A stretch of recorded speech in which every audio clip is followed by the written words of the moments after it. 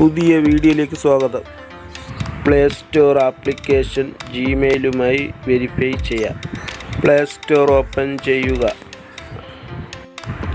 അതിനുശേഷം മുകളിൽ കാണുന്ന പ്രൊഫൈലിൽ ടിക്ക് ചെയ്യുക.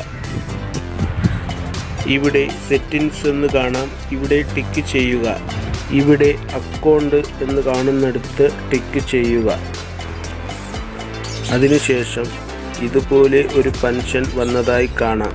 ഇവിടെ രണ്ടാമത് കാണുന്ന പെൻഷനിൽ ടിക്ക് ചെയ്യുക.